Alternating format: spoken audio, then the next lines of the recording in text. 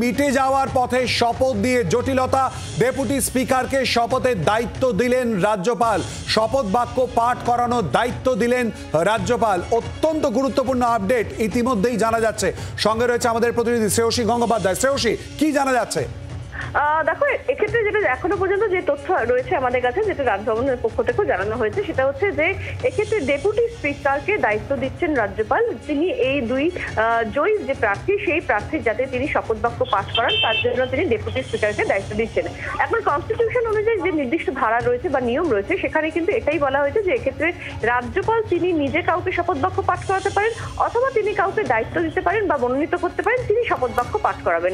এখন সেই জায়গা থেকে দেখা যাচ্ছে যে এক্ষেত্রে কিন্তু ডেপুটি স্পিকারকে তিনি দায়িত্ব দিচ্ছেন। কিন্তু সেক্ষেত্রে পাশাপাশি এটাও প্রশ্ন হচ্ছে যে এই মুহূর্তে কিন্তু বিধানসভায় স্পিকার তিনি রয়েছেন।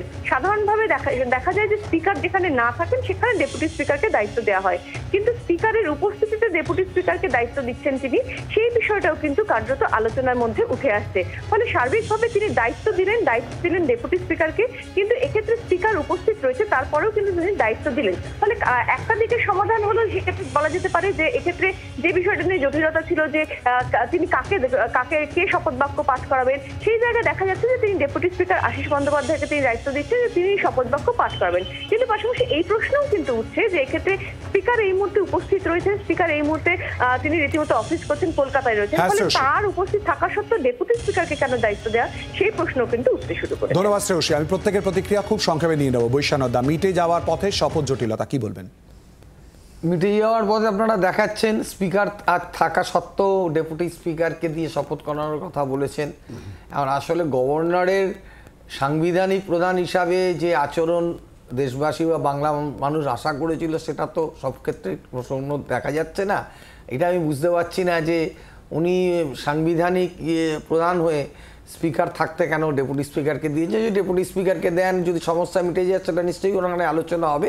কিন্তু সিস্টেম অনুযায়ী যেটা প্রসঙ্গ উঠেছে সেটাই আমি বললাম, যে চেয়ারম্যান থাকতে ভাইস চেয়ারম্যানকে দিলে যেরকম হয়, স্পিকার আছেন ডেপুটি স্পিকারকে, এটা নিয়ে একটা প্রশ্ন থেকেই যায়। শঙ্কু, খুব সংক্ষেপে। দেখুন, এটা মাননীয় রাজ্যপালের এখতিয়ারভুক্ত বিষয়। উনি কাকে হচ্ছে মানে এইটা পারফর্ম করবার জন্য দায়িত্ব দেবেন, এটা ওনার নিজস্ব বিষয়।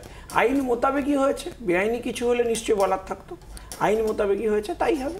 সুভাষিস্তা, রাজ্যপাল যদি এক্সটেন্ডেড পার্টি অফিস হয়ে যায় বিজেপির এবং বিজেপির কথা মতন চলে, তাহলে রাজ্যপাল কেন দেরি হবে? কেন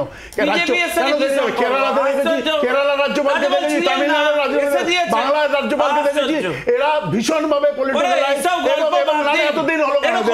এতদিন দেরি হলো কেন? আগেই তো বলে দিতে পারতো, আগেই বলে দিতে পারতো যে স্পিকার দেবে, স্পিকার আগেই বলে দিতে পারতো। এতদিন ডিলে করলো কেন? এই প্রসঙ্গটা তো উঠছেই, সুতরাং সুভাষিসদার বক্তব্যটাও কিন্তু সেই জায়গা থেকে দাঁড়িয়ে। বাদশা, শুধু এটুকুই বলবো যে এটা রাজ্য আর গভর্নরের কানামাছি খেলা দীর্ঘদিন ধরে, এগুলো আসল ইস্যু থেকে জোগাড়াল করার বিষয়, সেই জন্য ডেপুটি স্পিকারকে দিয়েছে। এই নিয়ে বেশি কিছু বলার নেই। বাংলার আওয়াজ, বাঙালির আবেগ, জি 24 ঘন্টা।